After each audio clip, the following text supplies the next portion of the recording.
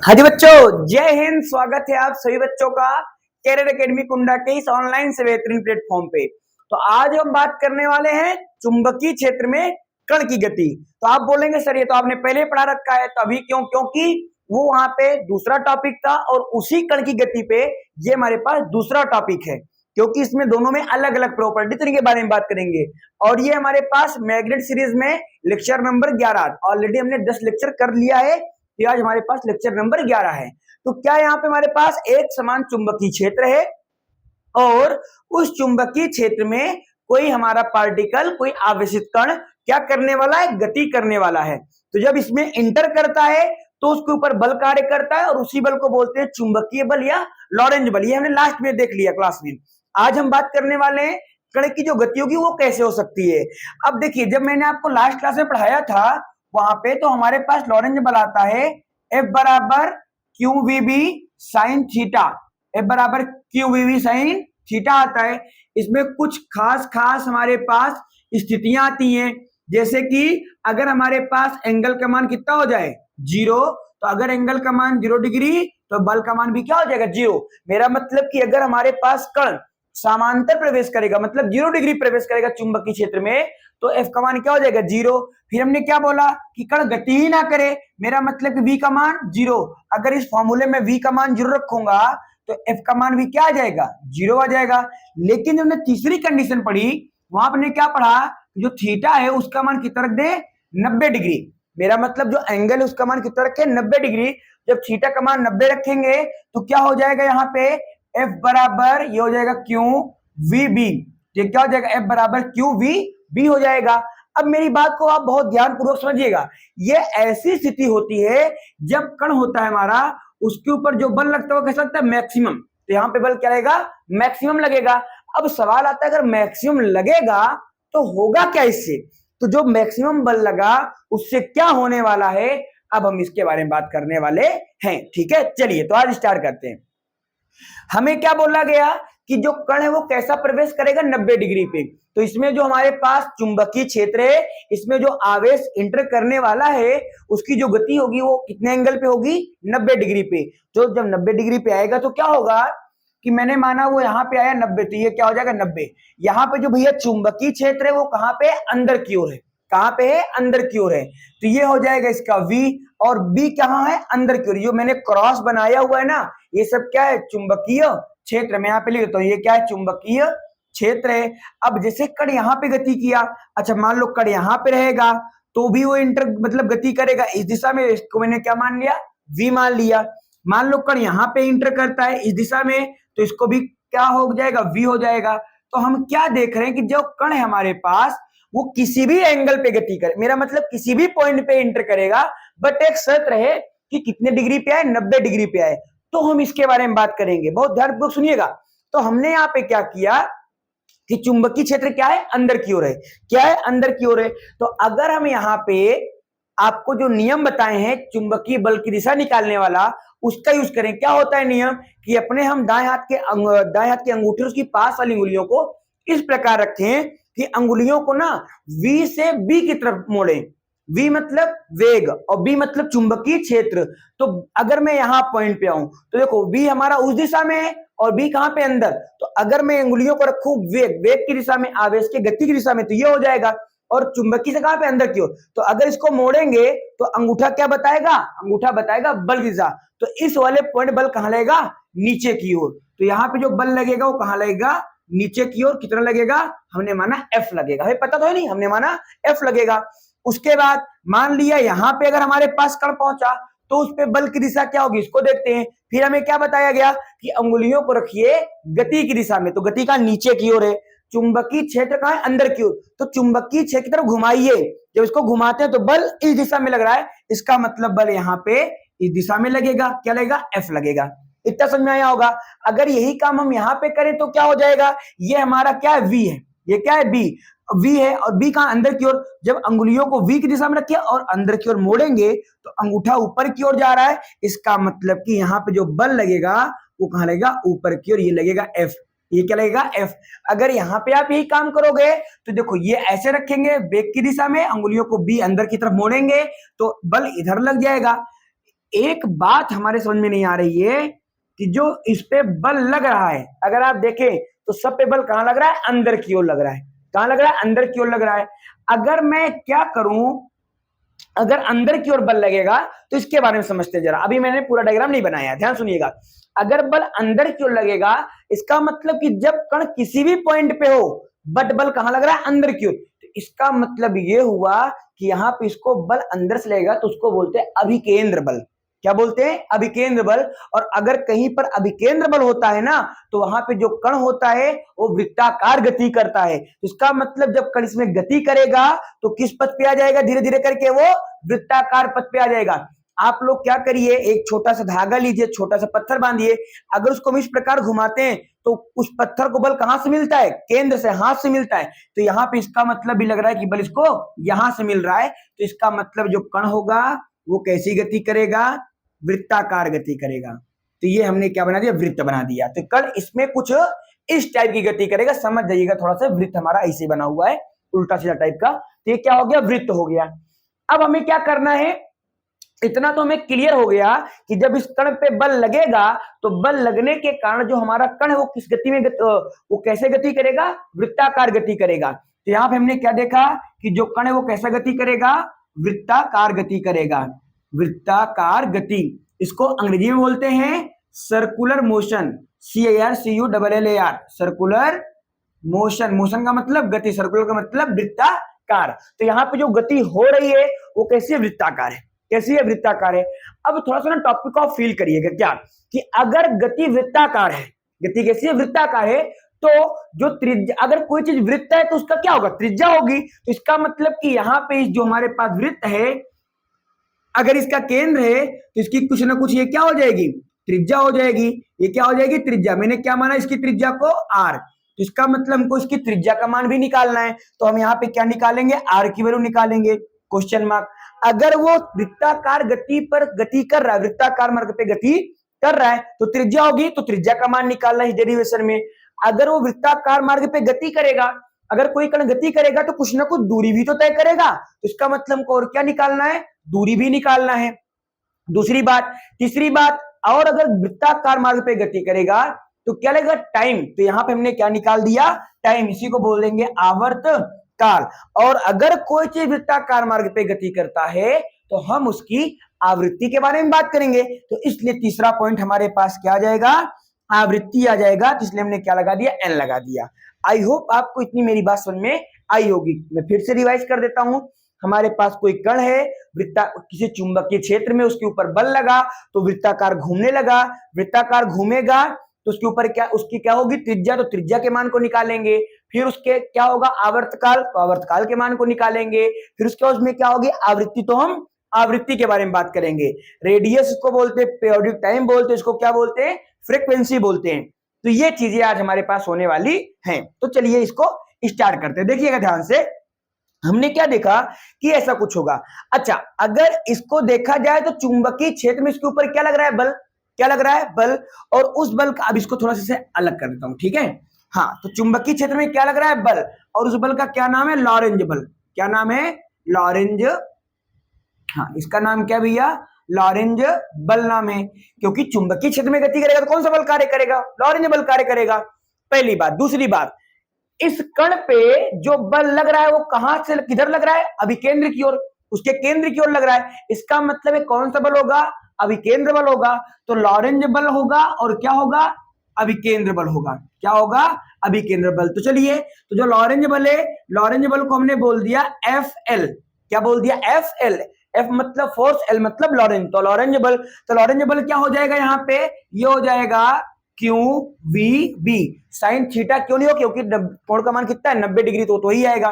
तो लॉरेंज बल हो गया। दूसरा मैं क्या निकालने वाला हूं कि यहाँ पे इसको अभिकेंद्र बल। अब ये सवाल था अभिकेंद्र बल क्या होता है।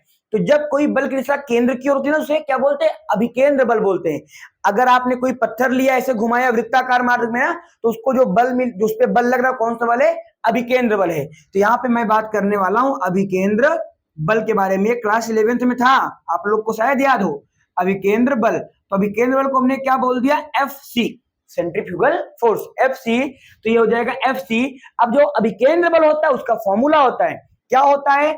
M V square upon R. क्या होता है? M V square upon R. तो ये हो गया हमारे पास अभिकेंद्र बल, ये हो गया हमारे पास लॉरेंज बल। इसको मैंने बोला समीकरण नंबर 1 और ये क्या समीकरण नंबर 2।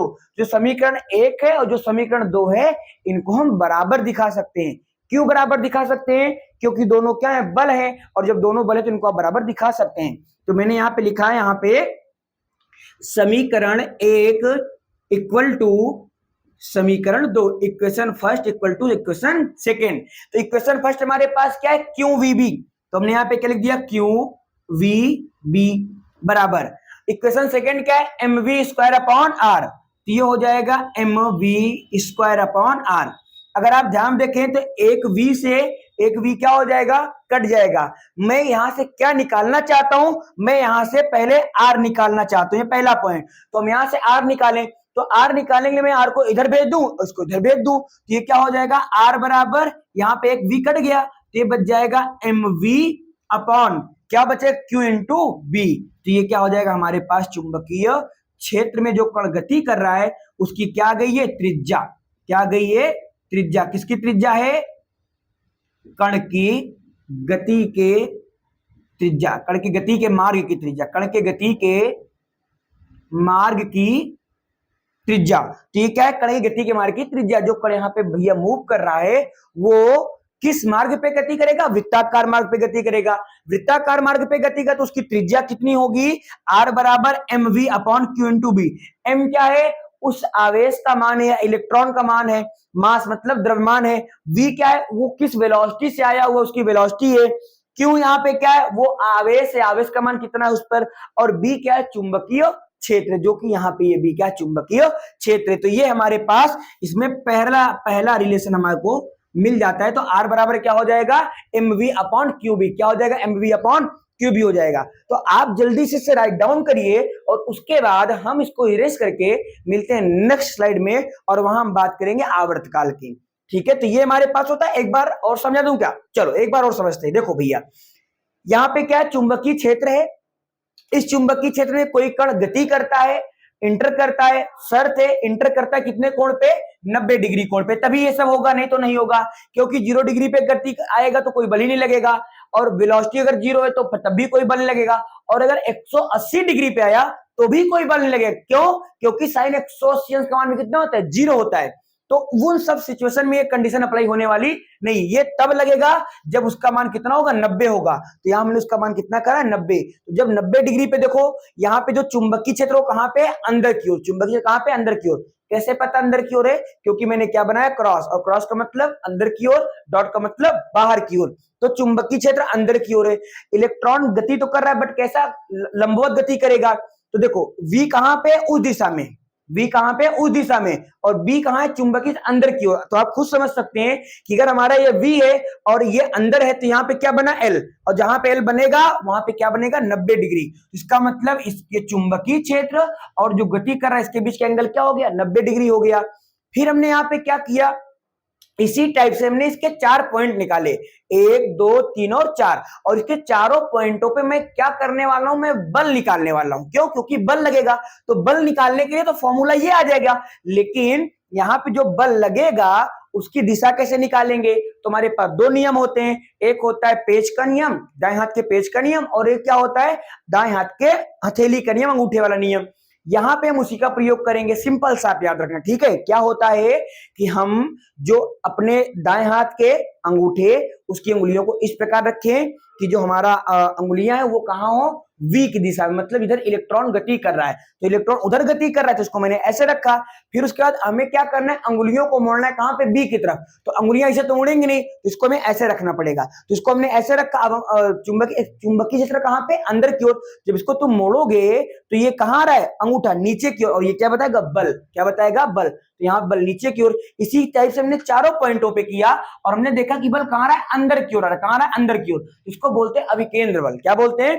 अभिकेंद्र बल। तो हमने देखा कि उस पे लॉरेंज बल कार्य कर रहा है और क्या है? अभिकेंद्र बल। तो हमने लॉरेंज बल का फॉर्मूला लिखा, अभिकेंद्र बल का फॉर्मूला लिखा, और उसके बाद इसको हमने क्या किया? दोनों को बराबर दिखा दिया। क्यों? क्योंकि दोनों क्या है? बल है, तो इसलिए हम दोनों क्या कर दिया? बराबर दिखा दिया। और उसके बाद जब बराबर दिखा के सॉल्व किया तो वैल्यू वहां को मिली R बराबर mv upon q into B. ये त्रिज्या निकालने का सूत्र होता है, फॉर्मूला होता है। तो इसे आप क्या करेंगे, याद रखेंगे। ठीक है, इसे आप जल्दी से राइट डाउन करें, फिर हम आगे मिलते हैं।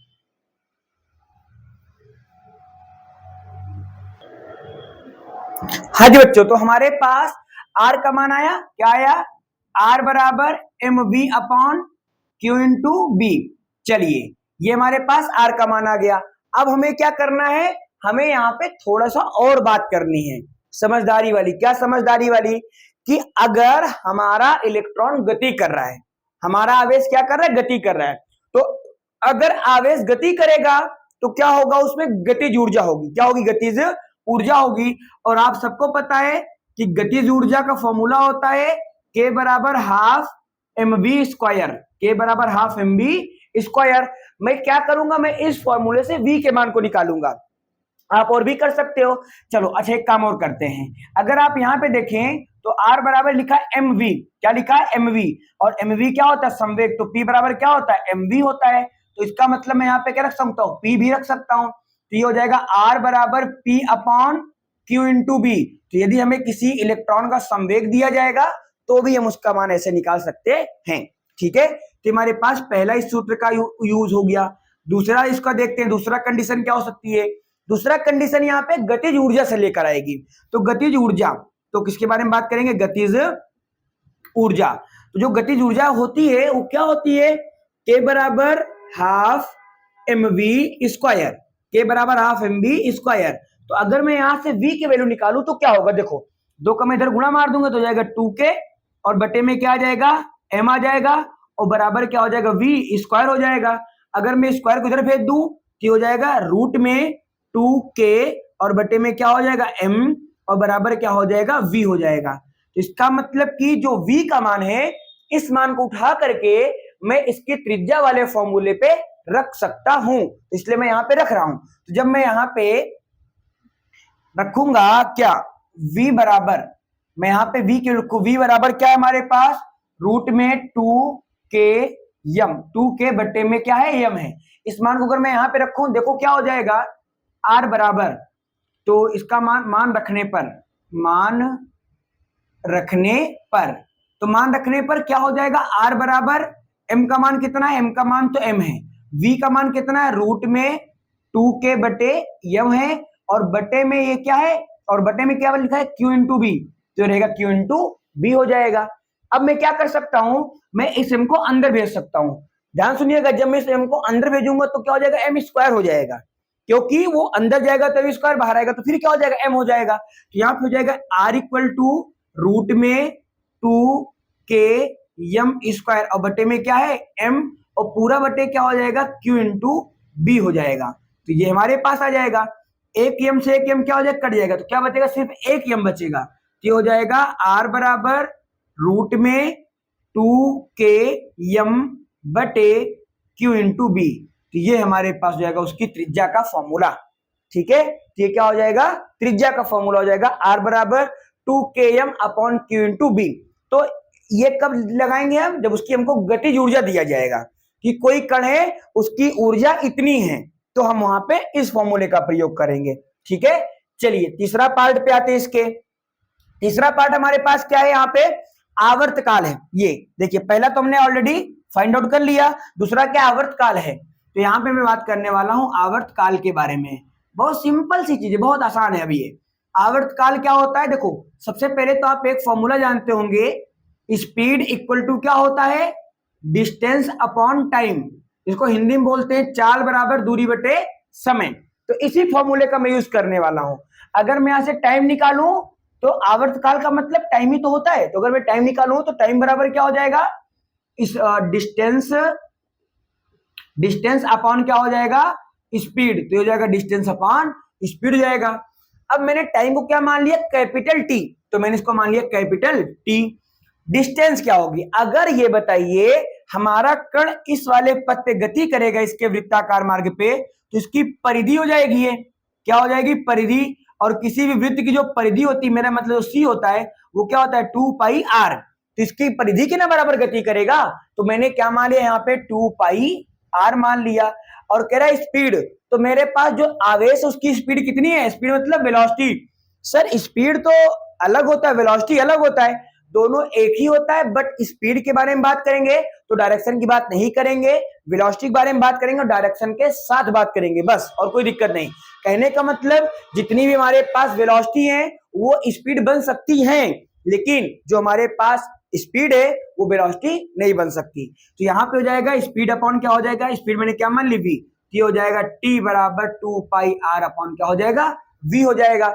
अभी मैंने यहाँ पे r का मान निकाला, क्या है r का मान, हमारे पास मेन mv upon q into v, ये मान मैं यहाँ रखूं तो हो जाएगा t बराबर, मैं यहाँ पे बोल रहा हूं r का मान रखने पर, r का मान रखने पर, तो जब मैं r का मान यहाँ पे रखूंगा तो क्या हो जाएगा, देखो ये हो जाएगा t बराबर 2 पाई r का मान कितना है mv upon q into b, तो ये हो जाएगा mv upon q into b, q into क्या हो जाएगा b हो जाएगा, और बटे में क्या बचेगा v, इस v से ये v क्या हो जाएगा कट जाएगा, तो बचेगा क्या, यहां बच जाएगा t बराबर 2 पाई m और अपान में क्या बच जाएगा q इंटू b बच जाएगा, ये हो जाएगा हमारे पास आवर्तकाल, क्या हो जाएगा आवर्तकाल। तो ये हमारे पास r का मान हो गया सिंपल सा, फिर उसके बाद ये हमारे पास r का मान हो गया, जब हमको क्या दिया जाएगा k मतलब गतिज ऊर्जा, यहाँ पे जो k है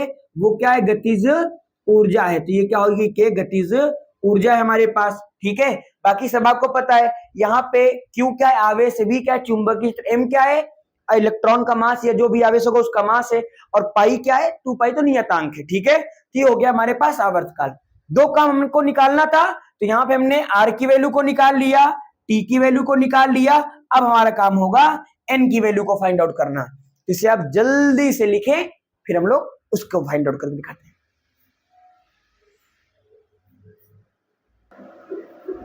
हाँ जी बच्चों, तो हमने यहाँ पे r का मान t का मान निकाल लिया, मतलब त्रिज्या निकाल ली, आवर्तकाल निकाल लिया। तीसरा पार्ट हमारे पास क्या बचा, आवृत्ति बचा, बड़ा सिंपल सा है, बहुत आसान सा है। तो यहाँ पे हम आवृत्ति निकालेंगे, तो यहाँ पे हम बात करने वाले हैं आवृत्ति के बारे में, जिसको हम लोग बोलते हैं फ्रीक्वेंसी, FREQUENCY फ्रीक्वेंसी। फ्रीक्वेंसी का मतलब क्या होता है, आवृत्ति होता है, आवृत्ति के बारे में करेंगे, मतलब इसको बोलते हैं एक सेकंड में किए गए कंपनों की संख्या को आवृत्ति बोलते हैं। सुनिएगा ध्यान से, आवृत्ति का जो मेन फॉर्मूला होता है ना वो होता है n बराबर 1 अपॉन टी, n बराबर 1 अपॉन टी होता है। अब t का मान तो भी जस्ट हम निकाल क्या रहे हैं, t बराबर क्या होता है, t बराबर होता है 2 pi m upon q into b होता है। तो अगर इस वाली वैल्यू को मैं उठा के यहाँ पे रखूंगा, पुट करूंगा, तो क्या हो जाएगा जरा देखो, n बराबर 1 अपॉन टी, टी का मान कितना है 2 pi m upon q into B, q into B भाग के कहां जाएगा ऊपर, तो हो जाएगा n equal to q into B upon 2 pi m हो जाएगा, और ये क्या हो जाएगा हमारे पास आवृत्ति हो जाएगी। आवृत्ति का मात्रक क्या होता है हर्ट्ज, इसका मतलब भी क्या हो जाएगा हर्ट्ज हो जाएगा। एक वैज्ञानिक थे उन्होंने इसके बारे में बताया था, तो इसके बारे में इनका मात्रक क्या हो जाएगा हर्ट्ज हो जाएगा। अब हमारे पास तीनों टॉपिक क्लियर हो गए, क्या कि जो हमारे पास r का मान होता है, मैं यहाँ पे टोटल लिख के दिखाता हूं, ठीक है। देखिए जो हमारे पास r का मान आता है, पहला निष्कर्ष r बराबर क्या है हमारे पास mv upon q into v, पहला मान। दूसरा मान r बराबर हमारे पास आता है रूट में 2km अपॉन में क्या आया था q इंटू b आया था, तो ये हो गया हमारे पास दूसरा मान। तीसरा हमारे पास मान क्या आता है, तीसरा मान हमारे पास संवेग के लिए भी मैंने आपको बताया था, तो r बराबर क्या हो जाएगा p upon q into B हो जाएगा, ये तीसरा फॉर्मूला आता है हमारे पास। चौथा फॉर्मूला हमने क्या निकाला आवर्तकाल का, क्या होता है t बराबर 2 पाई r अपॉन t बराबर 2 पाई r, पूरा अगर हम डिस्कस निकाल के लिखें तो क्या हो जाएगा 2 pi m upon q into B हो जाएगा। और पांचवा फॉर्मूला हमारे पास आता है आवृत्ति का, तो ये क्या हो जाएगा q into B upon 2 pi m हो जाएगा, तो ये हो जाएगा n बराबर, ठीक है। तो हमारे पास टोटल कितने फॉर्मूले हो गए 5। इस वीडियो में हमने इन्हीं 5 फॉर्मूलों के बारे में बात किया, ठीक है, कि कैसे हमने r का मान का डेरिवेशन हमने किया, r के मान का, r के तीनों मानों का डेरिवेशन हमने किया यहाँ पे, और t का मान निकाला और n का मान निकाला, ठीक है। तो इसे जल्दी से आप राइट डाउन करें, उसके बाद हम थोड़ा सा इसमें और बचा हुआ है उसको बता के फिर आज की इस वीडियो को हम लोग यहीं पे एंड अप करते हैं, ठीक है। जल्दी से आप इसे लिख लें फिर और बताते हैं। हाँ जी बच्चों, तो हमने देखा कि जो हमारे पास चार्ज है, जब वो किसी मैग्नेटिक फील्ड में 90 डिग्री मतलब परपेंडिकुलर लंबवत इंटर करता है तो क्या क्या हो सकता है, तब की बात है। बट जरूरी थोड़ी ना भैया कि वो परपेंडिकुलर ही इंटर करे, हो सकता है वो किसी और कोण पे इंटर करे, किसी अन्य एंगल पे इंटर करे, मतलब अन्य एंगल पे प्रवेश करे। तो वहां पे क्या होगा, जो हमारा फॉर्मूला होता है क्या, F बराबर Q V B sine theta, F बराबर Q V B sine theta, ये फॉर्मूला यही लगेगा। फिर हम थीटा के मान को 90 तो कर नहीं सकते, क्योंकि वो कोई एंगल हो सकता है, 0, 30, 45, 60, 32, 35, 66, 65, कोई भी एंगल हो सकता है। जब वो इस एंगल पे आएगा तो सब कुछ क्या हो जाएगा, सब में आ जाएगा साइन थीटा। क्या आएगा, साइन थीटा। जैसे मैंने वहां पे क्या बताया, आर बराबर एम वी, क्या बताया था, आर बराबर M V upon Q into B बताया था ना। तो यहाँ पे जब Q इंटू बी करोगे तो क्या हो जाएगा, Q into B sine theta हो जाएगा। तो यहाँ पे अच्छा इसी यही पे लिख देते हैं, तो ये हो जाएगा R बराबर एम वी, तो ऊपर आएगा लेकिन नीचे Q into B into sine theta हो जाएगा। तो जितने भी फॉर्मूले आए हैं सब जगह क्या हो जाएगा, साइन थीटा हो जाएगा। तो ये बात है, तो कहने का मतलब बिल्कुल सिंपल सा है, बिल्कुल आसान सा है। तो यही चीजें होने वाली थी, इसी के बारे में मैंने आपको बताया था। अब आप खुद समझ सकते हैं कि वीडियो छोटा है, बहुत ज्यादा बड़ा नहीं है, लेकिन इतनी सी वीडियो में हमने कितने सारे फॉर्मूले डिस्कस कर लिए। तो इसलिए ये टॉपिक आपका एग्जाम के न्यूमेरिकल वाले पार्ट से, न्यूमेरिकल के पॉइंट ऑफ व्यू से क्या है, बहुत ज्यादा इंपॉर्टेंट है। तो इसे आप सभी बच्चे क्या कर लें, रिवाइज कर लें, अच्छे से कर लें। चलिए, तो अब हम थोड़ा सा आपको बताते हैं चैनल के बारे में, वीडियो के बारे में। तो आप क्या कर सकते हो, इस वीडियो को शेयर आप करिए। सबसे पहली बात तो अपने दोस्तों में, अपने जो भी आपके साथी हो, पढ़ने वाले हो, स्टूडेंट्स हो, उनको आप शेयर करिए। और दूसरी बात क्या है कि यहाँ पे आपको नोट्स मिलती है, तो उन नोट्स को लेकर के आप अपनी नोट्स को कंप्लीट कर सकते हो। नोट्स कहां पर मिलेंगी आपको, नोट्स आपको मिलेगी टेलीग्राम चैनल पे। और वहां पे आप जब इस वीडियो के थ्रू आप जब अबाउट सेक्शन में जाते हैं चैनल के, तो वहां पे वीडियो, वहां पे टेलीग्राम का लिंक दिया हुआ है, तो वहां पे उसके थ्रू आप डायरेक्ट टेलीग्राम पे पहुंच जाएंगे और वहां पे आप जाके ज्वाइन करके फाइल वाले ऑप्शन में सारी नोट्स अवेलेबल है, आप वहां से इसको क्या कर सकते हैं, डाउनलोड कर सकते हैं। ठीक है, तो ये हो गया। थोड़ा सा इसके बारे में और बता देते हैं जरा सा। अब वो आपका थोड़ा सा क्या है, थोड़ा सा अपर लेवल का है। देखो, जैसे मैंने माना कि ये हमारे पास क्या है, मैग्नेटिक फील्ड है। ये क्या है, हमारे पास मैग्नेटिक फील्ड है। जब ये मैग्नेटिक फील्ड है अगर, तो इसमें क्या होगा, कोई इलेक्ट्रॉन इंटर करेगा, कोई इलेक्ट्रॉन क्या करेगा, इंटर करेगा। तो हमने क्या माना कि जो यहाँ पे इलेक्ट्रॉन इंटर कर रहा है ना भाई, वो किसी भी एंगल पे कर सकता है। तो हमने ऐसा माना कि वो इस एंगल पे आया, तो ये हमारे पास क्या हो गया, बी। ये क्या हो गया, बी। और ये क्या हो गया उसका, ये हो गया वी। वी मतलब वेग। तो यहाँ पे जब आएगा तो यहाँ पे क्या बन जाएगा, थीटा। क्या बन जाएगा, थीटा। हम इसका क्या करेंगे, घटक करेंगे। जब इसका हम घटक करते हैं तो एक घटक इसका इधर चला जाएगा और एक घटक इसका नीचे चला जाएगा। तो जब इसका घटक एक इधर जाएगा तो क्या हो जाएगा, वो हो जाएगा v cos थीटा। तो ये वाला हो जाएगा घटक v cos थीटा। इसको बोलते हैं क्षैतिज घटक। क्या बोलते हैं, क्षैतिज घटक। ध्यान देखिएगा, मजा आएगा। और ये क्या हो जाएगा, v sin थीटा। तो इनका जब आप रिजल्टेंट निकालोगे तो कहाँ आएगा, बीच में। इसका मतलब जो हमारा इलेक्ट्रॉन है वो कुछ इस प्रकार के पथ पर क्या करेगा, गति करेगा। और जो पथ हमको प्राप्त हुआ, देखो ये वृत्ताकार है। कैसा है, वृत्ताकार है। तो जो v sin थीटा है इसको गोल गोल घुमाएगा और जो v cos थीटा इसको आगे लेके जाएगा। जो v sin थीटा वाला घटक है, देखो ये बल कहां लग रहा है, नीचे की ओर। ये कहां लग जा रहा है, इसका घटक नीचे की ओर, और ये वाला घटक आगे की ओर। तो ये वाला इसका जो कंपोनेंट है, जो घटक है, वो नीचे की ओर रहेगा, इसको गोल गोल घुमाएगा, वृत्ताकार मार्ग पे घुमाएगा। और जो हमारे पास v cos थीटा, इसको हम लोग बोलते हैं क्षैतिज घटक, ये इसको आगे लेके जाएगा। ये जो हमको प्राप्त हुआ इसको बोलते हैं कुंडलिनी। क्या बोलते हैं, कुंडलिनी बोलते हैं। और इसको बोलते हैं हेलिक्स। क्या बोलते हैं, हेलिक्स बोलते हैं। ऐसे आपके बुक में शायद दिया हो कहीं पर, तो इसको मैंने ऐसे समझा दिया एक्स्ट्रा पॉइंट में। तो ये चीजें हैं। तो जितना मैंने आपको फॉर्मूले बताए वो फॉर्मूले आपको याद होने चाहिए, तभी आप इन सब चीजों को कर पाएंगे, सवाल को लगा पाएंगे। मिलते हैं हम लोग नेक्स्ट वीडियो में। वहां पे हम देखेंगे कि जो हमारे पास चालक तार होता है, उस चालक तार में अगर अभी तक तो आवेश गति करता था तो आवेश के ऊपर बल लगता था, बट अब क्या होगा, अब एक मैग्नेटिक फील्ड में, चुंबकीय क्षेत्र में क्या होगा, कोई तार रखा जाए, कोई चालक तार रखा जाएगा, तो उस चालक तार पर भी क्या लगेगा, बल लगेगा। तो वहां पे बल के बारे में बात करेंगे, वो इंपॉर्टेंट भी है, उसके बारे में बात करेंगे। तो आप सभी बच्चे से राइट डाउन कर लें। मिलते हैं आप सभी से एक नए वीडियो में। तब तक के लिए आप सभी प्यारे बच्चों को जय हिंद। चैनल को सब्सक्राइब कर दीजिएगा।